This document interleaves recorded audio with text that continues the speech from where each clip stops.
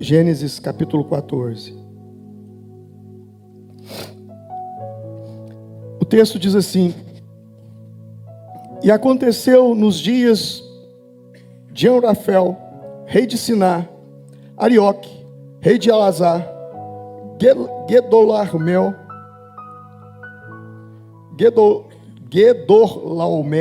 rei de Elão, Tidal, rei de Goim, que esses fizeram guerra a Bera, rei de Sodoma, e Birza, rei de Gomorra, a Sinabe, rei de Admá, e a Semeber, rei de Zeboim, e ao rei de Bela, esta é Zoar.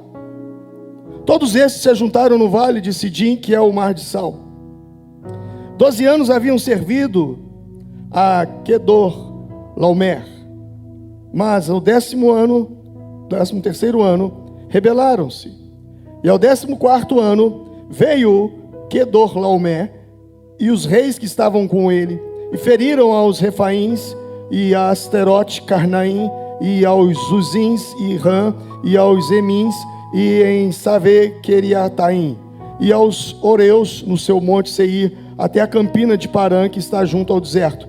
Depois tornaram e vieram em Mispat, que é Cádiz, e feriram toda a terra dos amalequitas, e também os amorreus que habitavam em Azazon Tamar. Então saiu o rei de Sodoma, o rei de Gomorra, o rei de Admá, o rei de Zeboim, o rei de Belá, e ordenaram batalha contra eles no vale de Sidim, e contra Kedorlaomer, rei de Elão, e Tidal, rei de Goim, e Amrafel, rei de Siná, e Arioque, rei de Elazar, 4 reis contra 5. E o vale de Sidim estava cheio de poços de betume.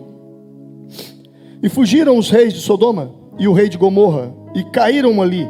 E os restantes fugiram para o monte, e tomaram toda a fazenda de Sodoma e de Gomorra, e todo o seu mantimento, e foram-se. Também tomaram Maló, que habitava em Sodoma, filho do irmão de Abraão, e da sua fazenda, e foram-se. Então veio um que escapara, e contou a Abraão, o hebreu. Ele habitava junto dos carvalhais de Mamre, o amorreu, o irmão de Ecol, o irmão de Aner. Eles eram confederados de Abraão. Ouvindo, pois, Abraão que o seu irmão estava preso, armou os seus criados, nascido em sua casa, 318, e os perseguiu até Dan, e dividiu-se contra eles de noite, e ele e os seus criados e os feriram, e os perseguiu até Obá, que fica à esquerda de Damasco, e tornou a trazer toda a fazenda, e tornou a trazer também a Ló, seu irmão, e a sua fazenda, e também as suas mulheres e o seu povo.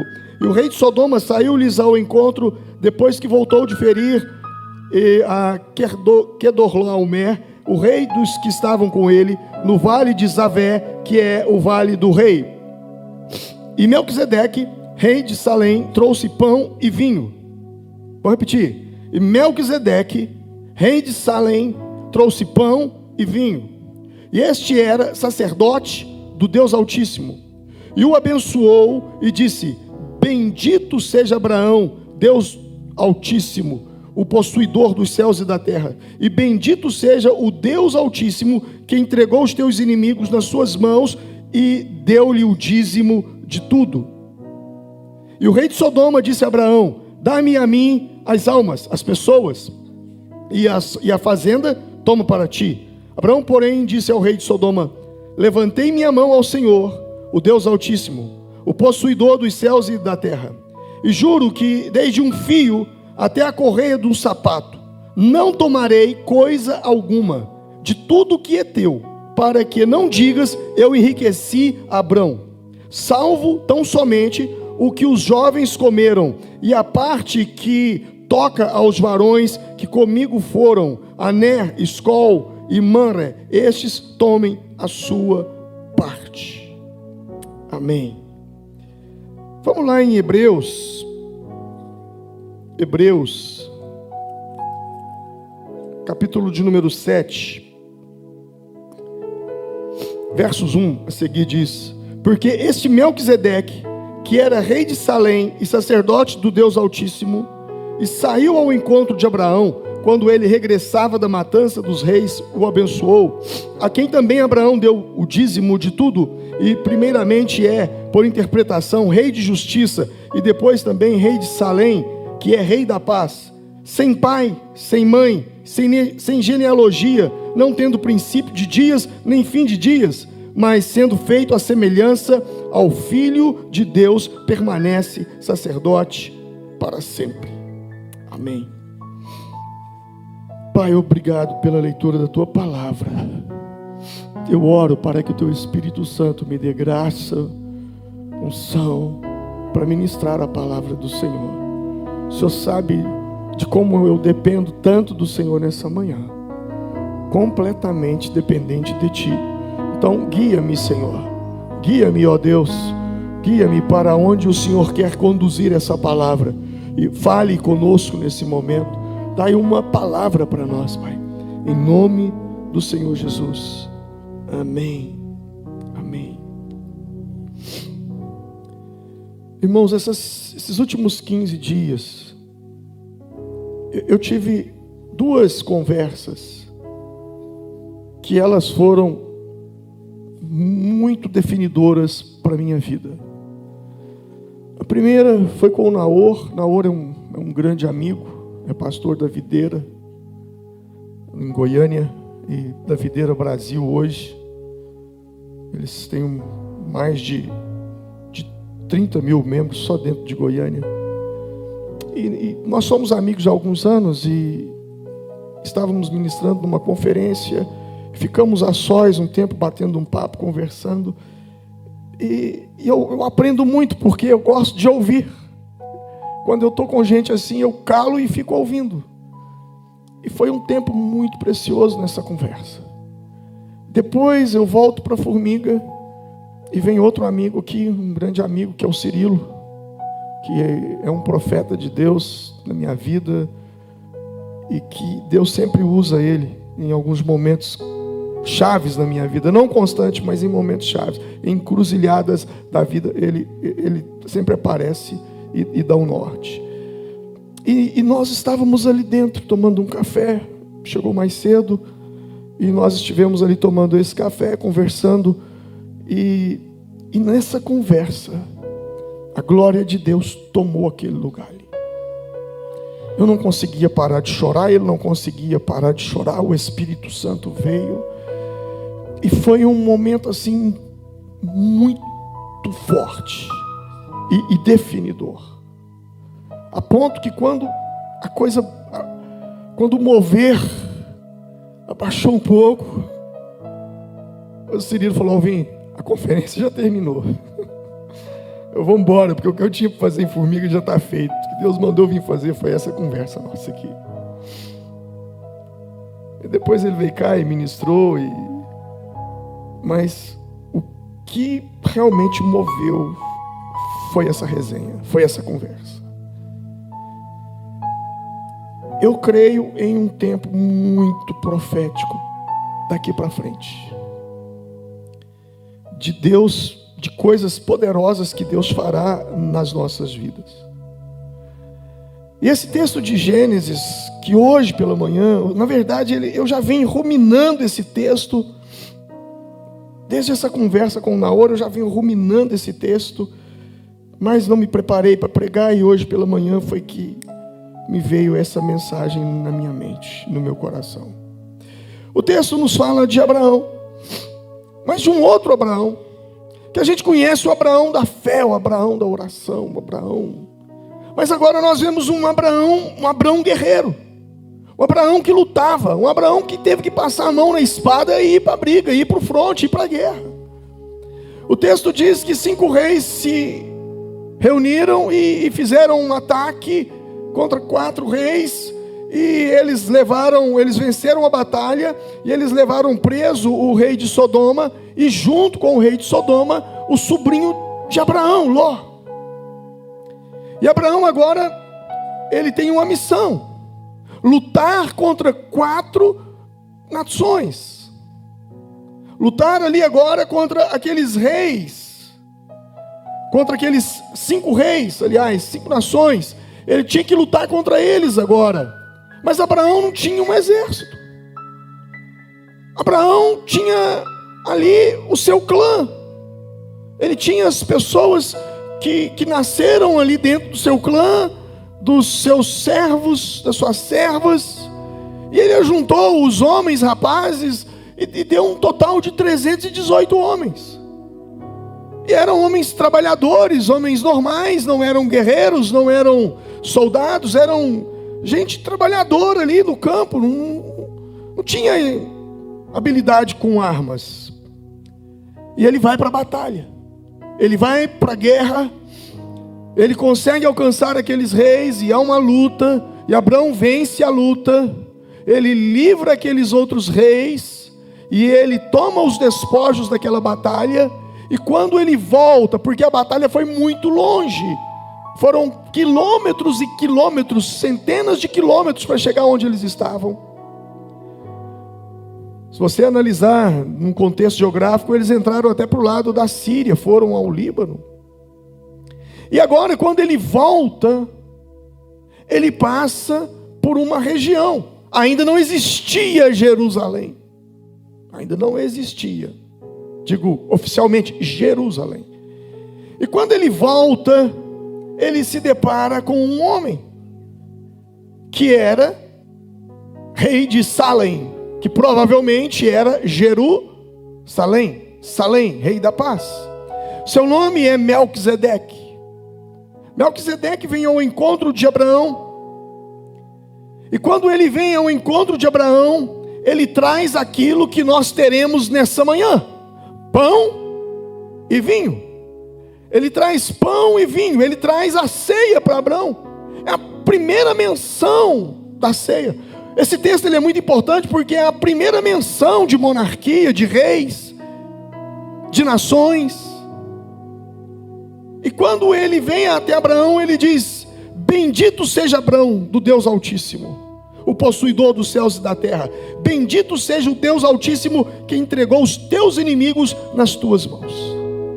E Abraão então naquele momento entrega-lhe o dízimo de tudo. Melquisedeque, quem é esse homem? Quem era ele? Hebreus vai nos dar detalhes. Ele aparece 3 vezes na Bíblia. Ele aparece em Gênesis 14, se não me falha a memória, no Salmo 110, quando Davi fala do Messias, e ele fala de Melquisedeque, que Jesus, da ordem de Melquisedeque, o Messias. E depois Hebreus fala sobre ele. E Hebreus fala de Melquisedeque como um homem sem genealogia, um homem que não teve pai, não teve mãe, não teve início, não teve fim. E ele era semelhante ao Filho de Deus. Então quem era Melquisedeque? Era Jesus, o próprio Jesus no Antigo Testamento. Ele vem ao encontro de Abraão e entrega para ele pão e vinho, o que ele nos entregou depois. Vindo de uma guerra, vindo de uma batalha, ele entrega pão e vinho. Jesus, na sua maior guerra, que foi a sua morte, era o momento da definição da batalha. Ele parte aos céus, mas antes de partir aos céus, ele deixa uma coisa para nós: o quê? Pão e vinho. Quando reis voltam de uma guerra, eles voltam mostrando seus arsenais. Nós estamos vendo uma guerra agora, a Ucrânia e a Rússia, e nós estamos vendo a OTAN entrando pelos lados, e há o tempo todo, se você entra nas redes sociais, uma demonstração de poderio bélico de várias partes, de armas, de arsenais. Então quando o rei volta para encontrar com Abraão, quando ele vem ao encontro de Abraão, ele, ao invés de trazer armas daquela época, ele traz também algo que eu entendo que é uma arma: pão e vinho. Ele traz pão e vinho e entrega para Abraão. E esse texto tem muito a nos ensinar. E a primeira coisa é que nós devemos tomar muito cuidado quando nós vencemos, porque toda vitória, ela traz alguns perigos, e os perigos da vitória são muito maiores do que os perigos da derrota. Porque quando você é derrotado, em qualquer aspecto, em qualquer situação, que você sai como derrotado, você sai de cabeça baixa, refletindo no porquê, no quê, e isso te leva à reflexão. Mas quando você vem de uma vitória, quando você vem de algo que você ganhou, você não pensa em refletir em nada, você só pensa em comemorar e celebrar. E aí é que entra o perigo. O perigo de pensar que foi você que venceu. Porque quando você perde, você fala: puxa vida, eu errei. Onde foi que eu falhei? Eu preciso melhorar, eu preciso consertar. Mas quando você ganha, você não acha que você precisa melhorar, você não acha que você precisa consertar, você acha que você está muito bom. E Abraão, ele vem de uma vitória. E quando ele vem de uma vitória, imediatamente vem o rei de Sodoma fazendo-lhe tentações. Ei, fique com o dinheiro, fique com o meu dinheiro e deixa eu ficar com as pessoas. É bom lembrar que o rei de Sodoma se chamava Bera, filho do mal, é a tradução. Bera, filho do mal. E ele vem então, e ele oferece para Abraão. Por isso que eu digo que é perigoso, porque os momentos mais perigosos da nossa vida não é quando nós sofremos uma derrota, mas é quando nós conquistamos uma grande vitória. Por exemplo, lembra de Jericó? Aquela muralha enorme, aquela cidade indestrutível, aquela cidade que exércitos não conseguiam invadir, porque elas tinham muralhas tão altas e tão largas. As muralhas de Jericó, elas não eram só altas, elas eram largas a ponto de ter casa em cima de uma muralha. Imagina um muro que tem uma casa em cima do muro e tem rua em cima do muro. Era assim Jericó. E eles venceram. Eles buscaram em Deus, Deus deu estratégia, eles venceram. Eles ganharam uma conquista contra a cidade de Jericó. As muralhas caíram, você conhece a história. Mas logo depois, eles têm um outro desafio. O desafio da cidade de Ai. E é uma cidade pequena. Relativamente comparada a Jericó, não era nada. E em Ai, eles tiveram a maior derrota. O maior fracasso. E é uma história muito interessante, que mostra que eles perderam porque havia algo oculto, errado no meio deles. Havia algo amaldiçoado, oculto no meio deles. Mas não é sobre isso que eu quero falar. Eu quero falar dos perigos que existem depois das conquistas. E eu não estou falando só de coisa material, não, de coisa espiritual também. Quando você analisa a vida do profeta Elias, aquele homem que orava e Deus derramava fogo dos céus. Elias, ele, num determinado momento, ele desafia os profetas de Baal. E quando ao desafio, os profetas se reúnem. E Elias faz a proposta: vocês clamam o seu Deus, eu clamo o meu Deus. E o Deus que for Deus, Ele vai responder por meio de fogo. E Elias clamou, fogo desceu dos céus. Os profetas de Baal são envergonhados, são mortos. Elias sai vitorioso. E no dia seguinte, quando você abre a sua Bíblia, no capítulo seguinte, você vai ver Elias entrando num profundo quadro de depressão. Não está falando que é depressão, mas os sintomas que o texto mostra: prostração, desânimo, vontade de morrer, são sintomas de depressão. Até que um anjo lhe aparece e dá-lhe comida para que ele caminhasse até Horebe, monte de Deus. Ou seja, foi depois de uma grande vitória. Depois de uma grande vitória vem esses perigos. Por que vem esses perigos? Porque há uma guerra espiritual. Toda vitória de um filho de Deus, toda vitória de uma filha de Deus, implica na derrota do diabo. Porque o diabo não quer que você rompa, o diabo não quer que você vença, o diabo não quer que você prospere, o diabo quer ver você prostrado, caído, derrotado. Então quando você vence, você não venceu somente obstáculos materiais, físicos, você venceu principados e potestades. E o inferno se levanta contra você. O inferno tem um jeito de tentar te parar e de tentar te derrubar. E é muito perigoso. Porque eu sei que nós trabalhamos pela vitória, eu sei que nós lutamos pela vitória, eu sei que nós queremos conquista, nós queremos vencer. Mas o perigo é de que quando conseguimos, a gente achar que a gente conseguiu pelo nosso esforço, pelo nosso empenho, pela nossa inteligência, pela nossa sabedoria. É igual político em época de eleição. Antes da eleição ele depende de todo mundo. Aí depois que ele ganha, não, ganhei foi porque eu fiz isso, eu fiz aquilo, eu consegui, eu não sei. Vocês já perceberam isso? Então esse é o perigo. Esse é o perigo de estar aqui numa manhã com uma igreja cheia e achar que fui eu. E é justamente isso que o diabo quer que eu e você achemos, que nós é que conseguimos, porque somos inteligentes, porque somos dedicados, porque empenhamos, porque somos isso, somos aquilo, e somos aquilo outro, e somos autossuficientes, enquanto isso não é verdade. O rei de Sodoma, ele vem para encher a bola de Abraão, ele vem para dizer, olha, você é o cara, se não fosse por você nós estaríamos escravos, se não fosse por você nós não teríamos vencido, se não fosse por você. Enquanto que o rei de Salém vem e diz, bendito seja Abraão do Deus Altíssimo, a quem Deus deu a vitória, para que o coração de Abraão não ensoberbecesse.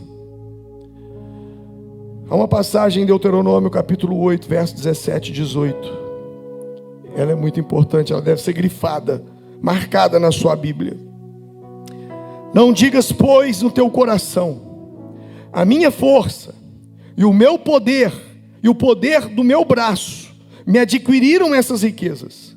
Antes, te lembrarás do Senhor teu Deus, porque é Ele que te dá força para adquirires riquezas, para confirmar a sua aliança, que sob juramento prometeu aos teus pais, como hoje se vê. Lembre sempre desse texto. Nunca digas no teu coração, foi sua força, foi o poder do seu braço para adquirir o que você tem. A casa, o carro que você anda, a casa que você mora, as roupas que você veste, tudo veio dele, não é nada seu, não é sua inteligência, não é sua sabedoria. Ainda, pastor, mas ouve minha inteligência. A inteligência não é sua, foi ele que te deu. A força não é sua, foi ele que te deu. Porque hoje você teve força para sair de sua casa e vir aqui no culto, amanhã pode ser que você nem levante mais. Tudo depende dele, passa por ele, é nele. E é esse tipo de confiança que eu e você precisamos ter. E Abraão, ele vai para aquela batalha com 318 trabalhadores, para enfrentar aqueles reis ali. E Abraão faz uma coisa que Provérbios capítulo 6, verso 3 nos ensina. Reconhece-o em todos os teus caminhos, e ele endireitará as tuas veredas. Reconheça-o em todos os teus caminhos. Acho que eu fiz a anotação errada ali para os meninos. Reconheça-o em todos os teus caminhos, e ele endireitará as tuas veredas. O rei de Sodoma veio, e o diabo sempre vem após uma grande vitória. E sempre após uma grande vitória, você deve sempre agradecer a Deus. Não é para o bem de Deus, é para o seu bem. Reconhecer que não é você, que é Ele. E ele faz uma proposta, o rei de Sodoma. Olha o que ele diz aí. Pode ficar com a riqueza, dai-me as pessoas. Pode ficar com a riqueza, dai-me as pessoas. Deixa eu te falar uma coisa. O diabo não está preocupado se você vai ficar rico, se você vai ter muito dinheiro. Ele não está preocupado com isso. Ele só quer uma coisa, ele quer as pessoas. O diabo não está preocupado se você vai ser bem sucedido na sua vida material, se você vai ser milionário. O diabo não está preocupado com isso. Você pode até ser milionário, com um detalhe: com que ele fique com a sua família, porque essa é a proposta dele. Fica com o dinheiro, que eu fico com as pessoas. Foi justamente isso que ele falou. E quantas pessoas têm sacrificado, pais, maridos, homens têm sacrificado suas famílias por causa do dinheiro, e no final eles não têm nem dinheiro e nem a família. Perdeu tudo, porque não valorizou as pessoas, não valorizou a família. Essa estratégia ela é antiga. Logo depois, anos depois, no Egito, quando Moisés diz para Faraó: deixa o meu povo ir. Faraó diz: pode ir, as suas ovelhas, pode ir, as suas vacas, pode levar tudo que vocês têm, mas deixem os seus filhos. O diabo não está preocupado de você prosperar, ele está preocupado em pegar os seus filhos, em pegar a sua casa, em destruir a sua família. Por isso ele diz: fica com a riqueza, que eu fico com as pessoas. Abraão disse: não, pode ficar com a riqueza, porque eu vou ficar com as pessoas. Eu não estou preocupado com dinheiro, eu quero as pessoas. Abraão sabia que ele seria rico, como foi, e muito rico. Ele sabia, e ele disse: não, eu não quero nada que é seu, para que amanhã você diga que foi você que enriqueceu Abraão. Ele disse isso, por quê? Porque ele sabia que ele iria prosperar. Quem vai prosperar na vida sabe. Essa é uma palavra para esse tempo, porque nessa pandemia, preste atenção, eu vi, e não foi um, não foi dois, não foi três, como eu vi Deus abençoando o povo da igreja nessa pandemia. Como eu vi o povo falando de crise, os irmãos trocando carro, comprando casa, fazendo. Vocês perceberam isso? Muita gente cresceu e rompeu no meio da crise. Mas se você pegar a história aqui mais à frente, você vai ler que Isaac foi do mesmo jeito. Ele prosperou na crise. Abraão disse: não, eu não vou abrir mão das pessoas. Sabe, na vida você tem dois jeitos de prosperar. Ou você prospera pelo rei de Sodoma, ou você prospera pelo rei de Salém, por Melquisedeque. A Bíblia diz que as pessoas que querem ficar ricas, a gente sempre escuta: pastor, o senhor ficou sabendo, fulano caiu no golpe, perdeu um dinheirão em golpes. Por quê? Por que fulano caiu em golpe? 1 Timóteo capítulo 6, versículo 9. Mas os que querem ser ricos caem em tentação e em laço, e em muitas concupiscências loucas e nocivas, que submergem os homens na perdição e na ruína. Gente, vocês não têm noção, ao longo desses anos, o quanto eu tento me guardar, porque se eu me guardar, eu guardo vocês. Você não tem noção de quantas vezes eu já fui assediado para mexer com tal de pirâmide. Porque quando você para olhar uma pirâmide, esses traços de pirâmide aí, aqui nós já temos toda uma estrutura montada. Supervisor, coordenador, líder de célula, ficar milionário. Esses marques de multinível, vocês não têm noção. E às vezes eu fico até bravo: pastor, eu precisava conversar com o senhor. Não, arruma um tempo na minha agenda pensando que a pessoa quer um conselho, quer uma oração, quer me enfiar dentro de um trem desse. Eu falo: meu filho, pelo amor de Deus, não tem tempo para mexer com isso não. Não, mas aqui no seu... Não, por favor, procura outro.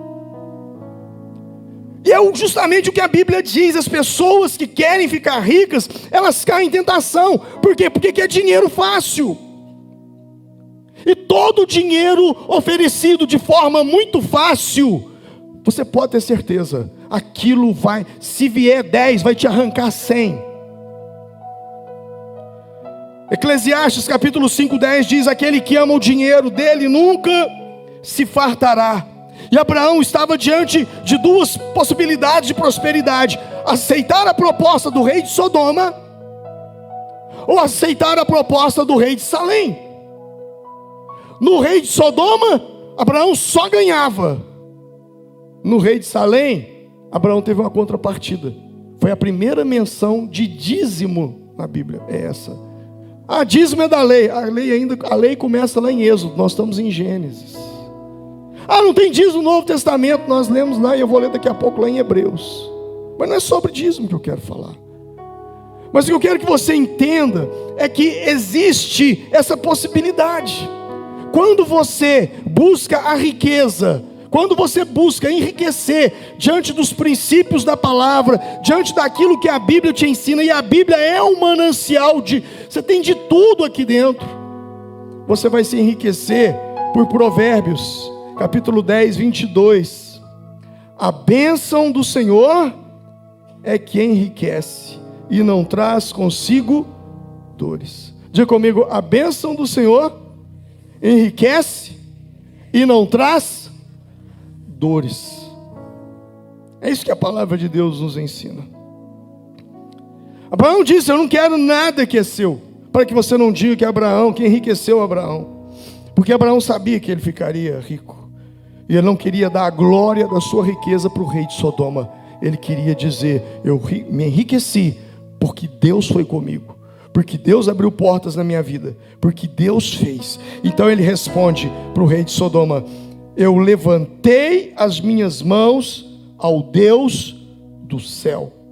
Porém Abraão disse ao rei de Sodoma: levantei minha mão ao Senhor, o Deus Altíssimo, possuidor dos céus e da terra, e juro que desde um fio até o cardaço do seu sapato, eu não tomarei coisa alguma de tudo que é seu, para que não digas: eu enriqueci Abraão. Eu não quero nem um cardaço do seu sapato, para você falar que foi você que me enriqueceu. Abraão procurou fazer a coisa de Deus, no caminho de Deus. Irmão, olha como Deus tem abençoado a sua vida.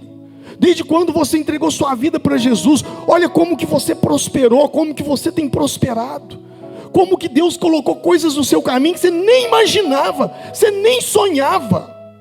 Deus colocou, Deus te prosperou, Deus te abençoou, Deus tem dado para você. Por que não reconhecer que tudo veio dele, para ele, por meio dele? E não é porque você é bonzinho, porque você é legal, não, é porque existe um para quê. Deus colocou na sua mão, porque existe uma missão de vida na terra que você precisa cumprir. Isso faz parte daquilo que Deus vai usar para você abençoar outras pessoas. Abraão disse: eu levantei minha mão ao Deus do céu, então eu não preciso de você. Deus, é como se Abraão estivesse dizendo: olha, eu confio no Senhor. Irmão, você não vai achar a palavra, se não me falha a memória, existe só um versículo no Antigo Testamento, e depende da tradução, que fala de fé.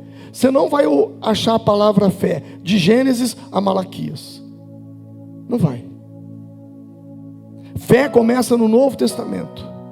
Então, o que aquele povo teve? Uma palavra que traduz bem a palavra fé: confiança. Confiança. Confiar em Deus, confiar no Senhor. Você tem essa confiança nele. Interessante aqui, está aqui Abraão, está aqui o rei de Sodoma, está aqui o rei de Salém, Melquisedeque, que era de Jesus, uma teofania, uma divindade, os céus. Teofania se aplica a anjo, anjo transfigurando em forma de homem. No caso ali era o próprio Jesus, porque não tinha princípio, não tinha fim. Jesus é o alfa e o ômega, tem princípio, tem fim, sem genealogia. O que me chama a atenção é que o rei de Salém escuta o rei de Sodoma. Escuta o rei de Sodoma falando com Abraão: Abraão, dai-me as pessoas, eu te dou a riqueza. E ele não fala nada. É interessante isso, eu estava meditando nisso hoje pela manhã. Ele não fala nada. Ele ouviu tudo. E o que ele responde para o rei de Sodoma? Nada. Ele fica calado. E eu aprendi uma coisa aqui. As pessoas pensam que nós devemos responder a tudo, mas às vezes ignorar uma questão é o melhor caminho. Muitas pessoas querem que você trate essa questão, aquela outra questão, aquele outra questão. Jesus as ignorou. Os fariseus tentaram de toda forma que ele respondesse isso, ele responder aquilo, e ele ignorava os fariseus, porque às vezes a melhor resistência é o silêncio. Você não tem que dar resposta para tudo, você não tem que responder todo mundo, você não tem que responder tudo. Às vezes o silêncio é a melhor palavra. E Jesus ali em Melquisedeque, ele ignora o rei de Sodoma e abençoa Abraão, como se o rei de Sodoma nem tivesse ali. E ele diz, a primeira palavra que ele diz, olha aí, e abençoou e disse: bendito seja Abraão do Deus Altíssimo. Bendito, bendito seja. Bendito. Deixa eu te ensinar uma coisa. Você que ama a Deus, que se diz servo, serva de Deus, você foi chamado para abençoar e não para amaldiçoar. Amém? Às vezes no meio gospel, no meio evangélico, né, tem alguns jargões, algumas coisas, e surgiu uma tal de oração contrária. Você já ouviu falar isso? Eu não entendo oração contrária. O que é oração? Oração contrária para mim é feitiçaria gospel, é feitiçaria evangélica, é macumbaria evangélica.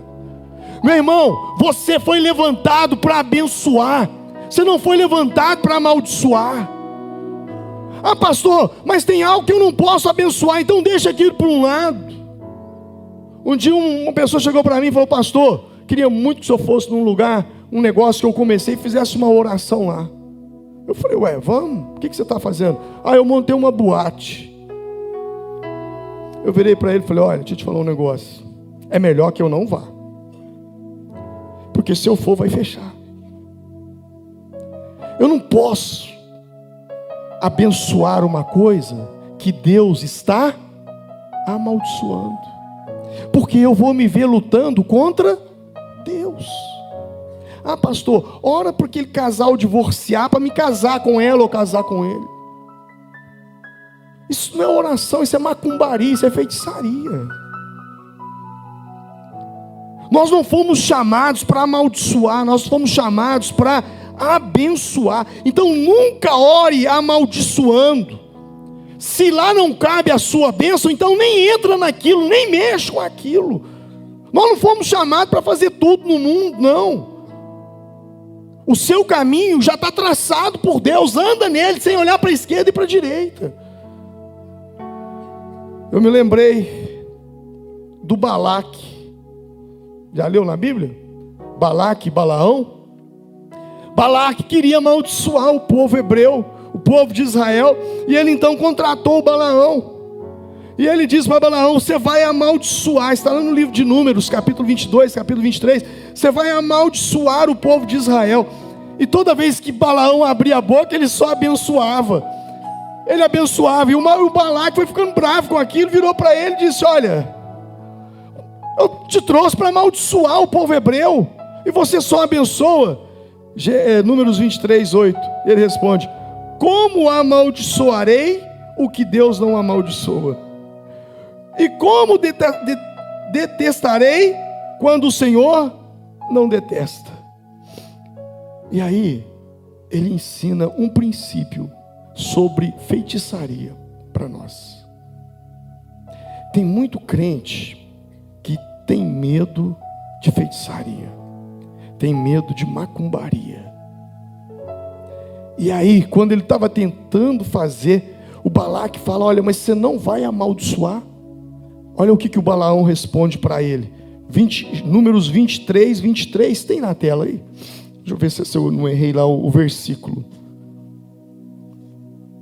Ele responde o seguinte: como amaldiçoarei o que Deus não amaldiçoa? Não, esse é 23, 8.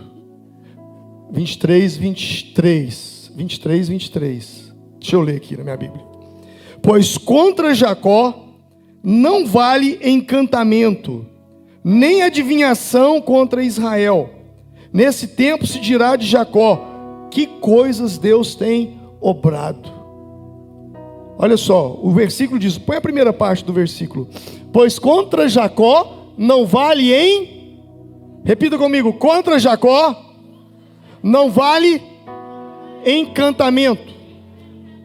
Você entendeu? Você faz parte de Jacó, você é descendência de Abraão, você está em Cristo. Quem te amaldiçoa é amaldiçoado, é o bumerangue, joga em você e volta nele. Então esse é um princípio da palavra. contra o povo de Deus não vale encantamento, nem adivinhação contra Israel não funciona, não dá certo. Não dá certo. Já cansei, tem muitos irmãos aqui na igreja que já foram pai de santo. Foram não, na verdade, quem aqui é pai de santo, levanta a mão. Seus filhos são santos do Senhor? Sim ou não? Você ora santificando seus filhos? Você abençoa seus filhos? Seus filhos servem a Deus? Então você é um pai de santo. E aí, muitos desses que estavam envolvidos com esse tipo de bruxaria, eles falam: pastor, a gente ia tentar fazer trabalho para crente servo de Deus, não dava certo. Não, as entidades já viraram e falavam: não mexe com isso aí, deixa isso para um lado, vamos para o outro lado. E o dia que um irmão desviou e foi parar dentro de um terreiro, eu falei: você está louco, o que você foi fazer lá? Ah, pastor, eu estava meio doido e bebi umas pingas e fui com o povo para lá.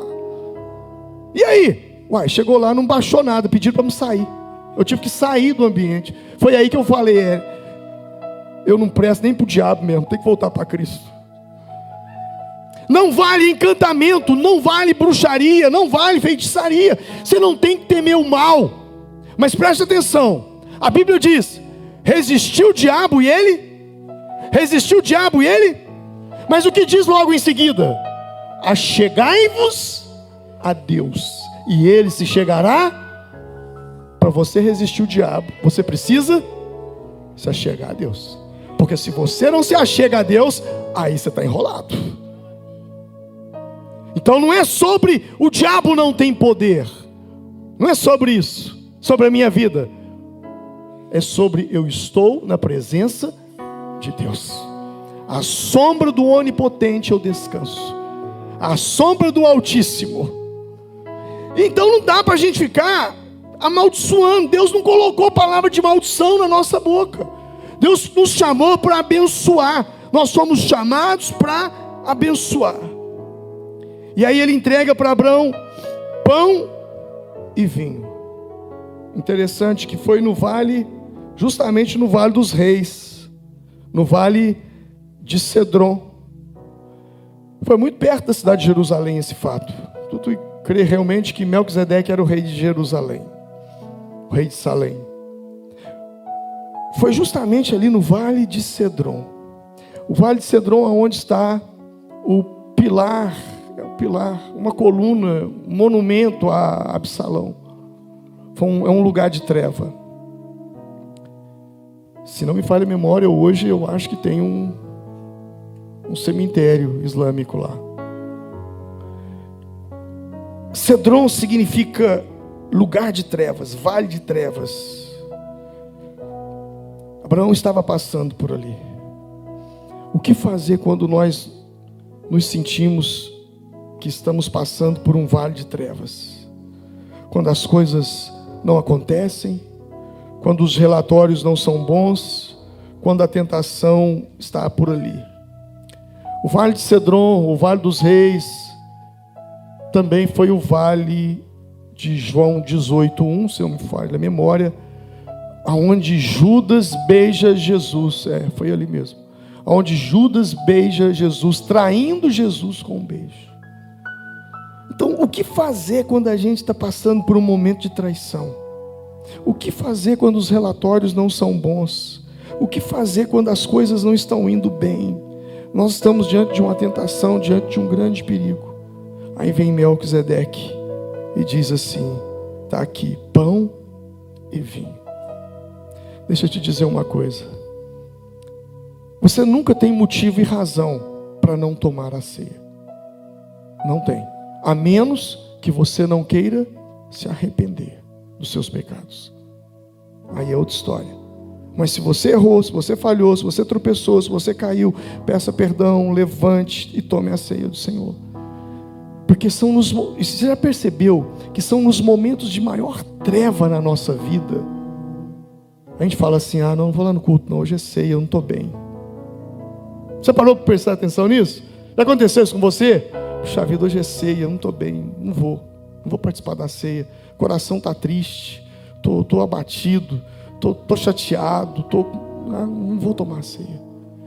Foi justamente no vale das trevas, no vale de Cedron, que Melquisedeque surge com pão e vinho. Por quê? Porque a ceia nos fortalece. A ceia é um alimento espiritual, é um ato, um memorial dado por Jesus. A ceia tem esse poder. Há um poder na comunhão, na ceia do Senhor. Há esse poder. Era como se Deus estivesse dizendo, nos seus momentos mais difíceis, nos seus momentos de trevas, não esqueça da comunhão, Abraão. Quando ele recebe pão e vinho de Melquisedeque, ele responde a Melquisedeque com dízimo. Nós precisamos entender uma coisa: nossas atitudes em Deus abençoa não só a nós, como aos nossos filhos. Vamos para Hebreus, capítulo 7. Olha o que a Bíblia diz aqui, versículo 9. Falando do episódio de Melquisedeque e Abraão. Versículo 8. E aqui certamente tomam dízimo homens que morrem. Ali, porém, aquele de quem se testifica que vive. E para assim dizer, por meio de Abraão, até Levi, que recebe dízimos, pagou dízimos. Porque ainda ele estava nos lombos de seu pai, quando Melquisedeque lhe saiu ao encontro. O texto está dizendo que quando Abraão entrega o dízimo, Levi foi abençoado. E o texto diz que aonde Levi estava. E aonde é que Levi estava quando Abraão deu o seu dízimo? O texto diz que ele estava nos lombos de Abraão. O que isso quer dizer? Eu vou explicar melhor para você. Nós temos aqui Abraão, nós temos aqui Isaac, nós temos aqui Jacó, e nós temos aqui os filhos de Jacó, dentre eles Levi. Então nós temos Abraão, Isaac, Jacó e Levi. Abraão é pai de Isaac, Abraão é avô de Jacó, e Abraão é bisavô de Levi. Levi é a quarta geração: Abraão, Isaac, Jacó e Levi. O texto está dizendo que quando Abraão entrega o dízimo, Levi é abençoado, ainda ele nem nascido tinha. Os seus atos de fidelidade, os seus filhos herdarão eles. Os seus filhos serão abençoados por eles. Os seus netos serão abençoados. O texto diz que o bisneto foi abençoado. Levi foi abençoado, estando nos lombos de Abraão. Mas o que me chama a atenção é o que ele traz: pão e vinho. Ele não traz armamento bélico, ele traz pão e vinho. É como se, quando sai de uma guerra, e nós estamos vendo isso, a Ucrânia está numa guerra contra a Rússia, e aí o que as nações oferecem para a Ucrânia? Armas, drones, mísseis, armas e mais armas. Por quê? Porque a Ucrânia está gastando suas armas, então as nações abastecem a Ucrânia. Quando Abraão volta da batalha, teoricamente ele volta desabastecido de armas. Então os reis vêm até aquele rei e oferecem mais armas. Olha, você perdeu muitas flechas, você perdeu muitas lanças, você perdeu muitas espadas, tem mais, nós vamos repor para você. Mas não. O que Melquisedeque traz? Pão e vinho. Porque ele sabia que Abraão venceu, não foi pela força da espada, nem pela força da flecha, nem pela força das lanças, e nem pelo poderio e as habilidades dos seus soldados, mas ele venceu porque o Senhor era com ele. Então ele dá aquilo que Abraão de fato precisa. Abraão, se você quer vencer, e você vai vencer, e você vence, é pela sua comunhão com Deus. Quanto mais forte é a sua comunhão, maior é a sua força, maiores são suas armas, maior é o seu poder, maiores serão as suas vitórias, porque porque é a sua comunhão com Deus que vai fazer você romper na sua vida em tudo quanto você fizer, em tudo quanto você colocar a tua mão. Faz sentido? Pão e vinho é a sua comunhão com Deus. É a sua comunhão com Deus. Quando algumas coisas começam a acontecer na minha vida que não estavam programadas, e eu sinto que eu estou sendo derrotado, ou que eu estou perdendo, ou que não está acontecendo, a primeira coisa que vem na minha cabeça não é a culpa é de fulano, a culpa é de Beltrano, não é nada disso. A primeira coisa que vem na minha cabeça é: como está a minha comunhão com Deus? Porque a única forma que o diabo tem de entrar na minha vida é na brecha que eu posso abrir na minha comunhão com Deus. Lembra do que foi dito? Resistiu o diabo e ele fugirá de vós. Achegai-vos a Deus. Isso é comunhão. Então a arma que ele deu foi comunhão. Mais comunhão, mais vitória. Mais comunhão, mais poder. Mais comunhão, mais unção. Mais comunhão, mais porta aberta. Mais comunhão, mais recurso financeiro. Mais comunhão, mais tudo. Tudo se resume na sua comunhão com Deus. Buscar em primeiro lugar o reino de Deus e a sua justiça, e as demais coisas serão acrescentadas. Comunhão é algo poderoso. Essa é a maior arma que você pode ter na sua vida, é a comunhão. E não é só a comunhão com Deus, a comunhão com os irmãos. Existem bênçãos que elas são inerentes somente à comunhão. Você lembra do Salmo 133? Você lembra dele? Ele é pequenininho e ele fala algo muito interessante. Ele diz: ó, quão bom e quão suave é, quem lembra?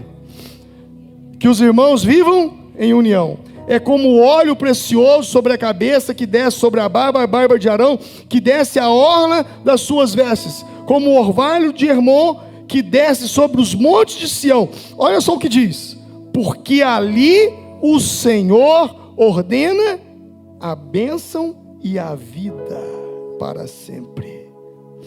Ali o Senhor ordena a bênção e a vida. Repita comigo: ali o Senhor ordena a bênção e a vida.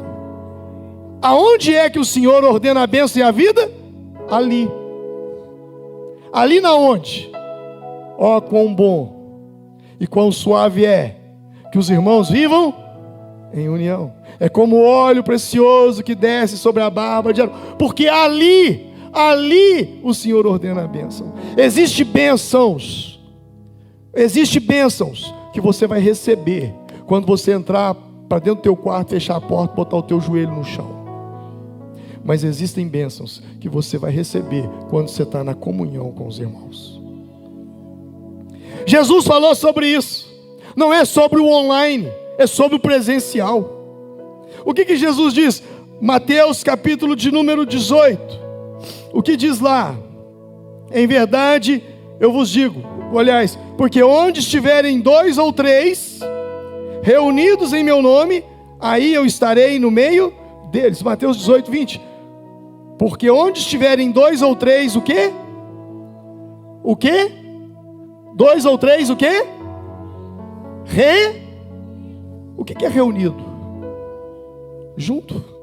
Não é unido, é reunido. A gente pode estar unido, você está para lá, eu estou para cá.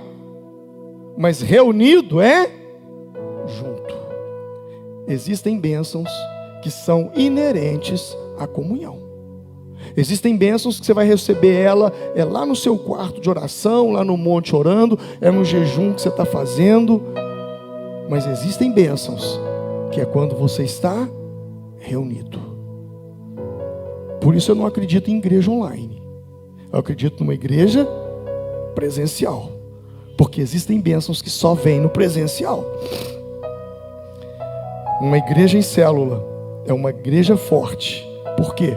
Porque é uma igreja de muita comunhão, onde as pessoas estão reunidas nas casas, estudando a palavra, reunidos ali. E o texto diz: onde estiverem 2 ou 3 reunidos em meu nome, eu estarei no meio deles. E aí o que vai acontecer, Jesus? O que ligar na terra será ligado no céu. O que desligar na terra será desligado no céu. O que concordar na terra será concordado no céu. E o que concordarem na terra acerca de qualquer coisa que pedirem, isso será feito por meu Pai que está no céu, quando estiverem reunidos. Então não é sobre unidade apenas, é sobre reunião. Atos 2,42 vai dizer que eles dedicavam tanto ao ensino dos apóstolos como à comunhão. Comunhão. Essa palavra é poderosa. Comunhão com Deus e comunhão com o próximo. Estar em comunhão. Sabe como que eu gosto de ilustrar isso? Se você for numa loja de material de construção, você vai construir uma casa, você vai construir um muro, não sei. Olha, eu quero aqui tijolos. O pedreiro mandou comprar aqui, o engenheiro fez o cálculo lá, o arquiteto fez o cálculo. Eu tenho que comprar aqui 10 mil tijolos. E aí a loja de material de construção vai lá e coloca 10 mil tijolos no lote que você vai construir. Presta atenção nisso. Olha a matemática. Quantos mil tijolos a loja de material de construção colocou lá? 10 mil. Se alguém for lá e roubar um bloco, um tijolo, você sente falta? No outro dia, você não sente falta. Sente? Se tirar um a um dos 10 mil? Não. Por quê? Estão juntos ali, está tudo empilhado. Mas quando o pedreiro pega todos aqueles tijolos e transforma numa parede como essa, e coloca um assentado no outro, coloca massa, reboca, põe eles todos ligados, interligados, unidos, juntos. Se alguém chegar aqui e tirar um tijolo dessa parede, a gente sente falta, sim ou não? Quando você apenas frequenta culto, você é um tijolo no meio de uma pilha de tijolo. Mas quando você começa a frequentar uma célula e a participar de uma célula, você está numa parede forte. Eu não sei só a célula que eu participo, toda reunião, ora por aqueles que não puderam ir, procura saber por que não foi, o que aconteceu. Ó, fulano está passando uma luta, então vamos orar por ele, vamos interceder por ele, porque célula é comunhão, é família. Você precisa estar inserido numa célula. Ah, pastor, eu não estou em célula, vou ser salvo? Você vai ser salvo. Eu acredito na sua salvação. Você tem Jesus, não é célula que salva. Mas uma coisa é você estar inserido no corpo. Você está junto com um povo que está o tempo todo comprometido com você. Vamos orar com você, vamos buscar junto com você. E aí Abraão, ele tem essa experiência com Deus. E essa experiência com Deus foi tão forte na vida de Abraão, da comunhão dele com Deus, de entender que todas as vitórias se dariam por meio da comunhão, que Abraão, chegou um momento na vida dele, que Deus foi fazer algo, e ele disse: mas o Senhor vai destruir o ímpio com o justo? Deus vai destruir Sodoma e Gomorra. E sabe o que Deus fala para Abraão? Por acaso, Abraão, eu faço alguma coisa na terra sem comunicar meu servo Abraão?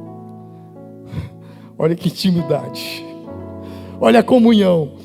Você é tão meu amigo que eu não vou fazer nada sem te falar. Por isso que eu vim aqui com os anjos. Na verdade foram 3 anjos, eles tinham 3 missões.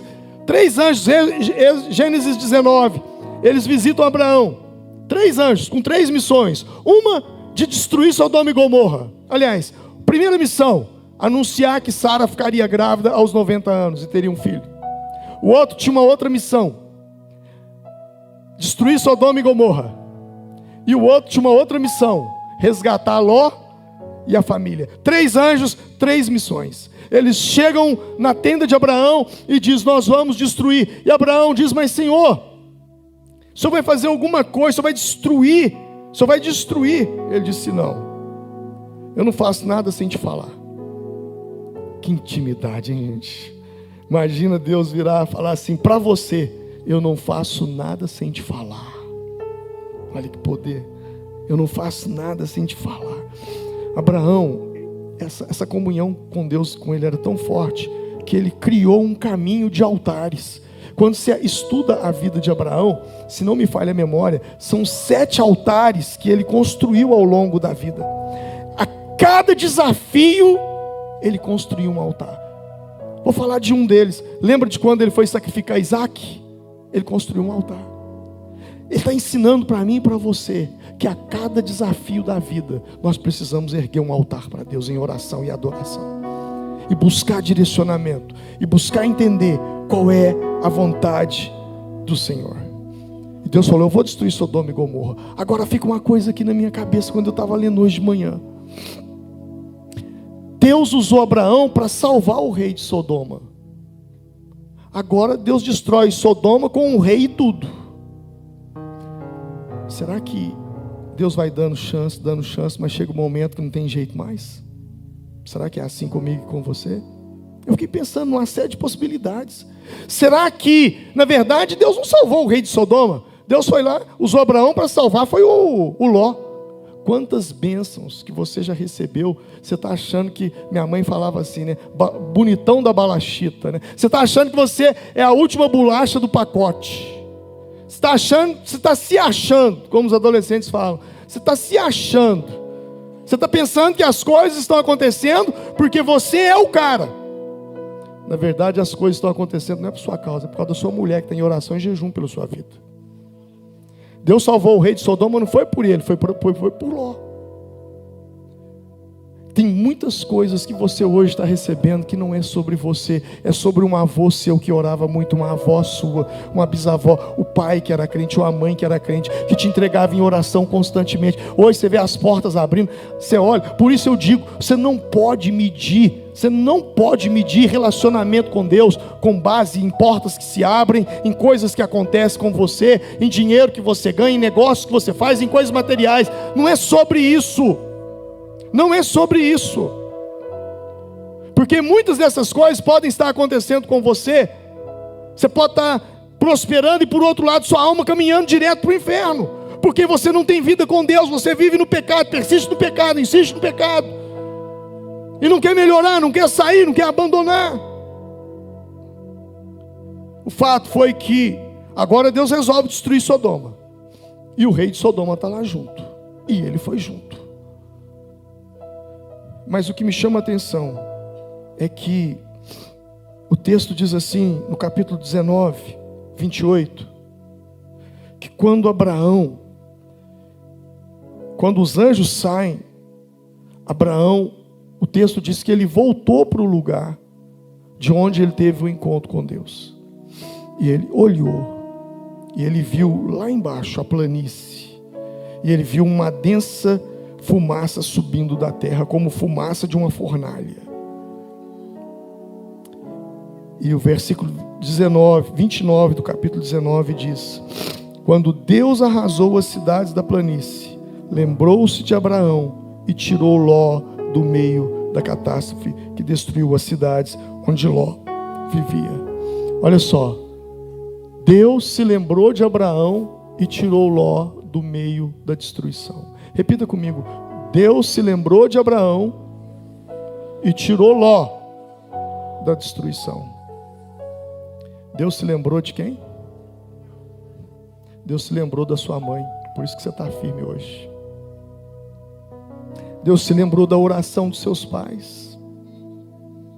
Deus se lembrou da oração deles e tirou Ló da destruição. Não era sobre Ló. Nossa, eu sou privilegiado mesmo, né? Olha, eu moro em Sodoma, tanta gente morando aqui, o anjo vem justamente na minha casa. Nossa, eu sou o cara. Não era sobre ele, era sobre Abraão. Eu vejo muita coisa de Deus acontecendo na minha vida, muita bênção, e eu fico pensando, mas eu não fiz para merecer isso, por que isso está acontecendo? Minha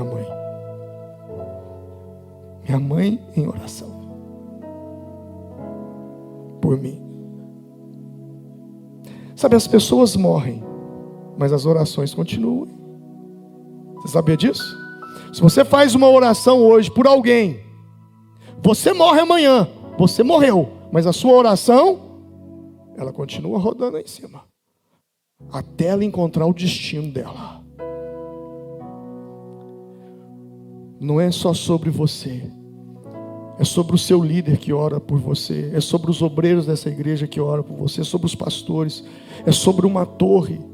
Abraão não andava sozinho. Quando ele entrava na presença de Deus, Ló ia com ele. Sabe, ali nós temos uma torre de oração. E eu desafio você a procurar a pastora Edinaura e entrar nessa corrente. A ideia nossa, aquele cantinho lá em cima, ele foi construído só consagrado para oração. Aqui a gente tem sala de ensaio, tem sala de aula, tem sala de criança, mas nós temos uma sala nessa igreja que a visão é que 24 horas, ininterruptamente, ela fique aberta com alguém intercedendo. Você pode ter certeza. Às vezes você vê livramento, você vê a bênção de Deus acontecendo na sua vida lá fora. Você fala, mas não sei de onde é que isso veio. Veio lá daquela torrezinha que tem lá em cima. Porque o seu nome está lá. Porque nós oramos pelos membros da igreja. Nós oramos por você. Oramos por aqueles que estão afastados. Então não é sobre você, é sobre alguém que ora sobre você. Eu termino. Para quem não tinha nada para falar, né? Eu termino dizendo o seguinte: vele pela sua comunhão com Deus. No meio da batalha, é sobre o pão e sobre o vinho, é sobre a sua comunhão com Ele.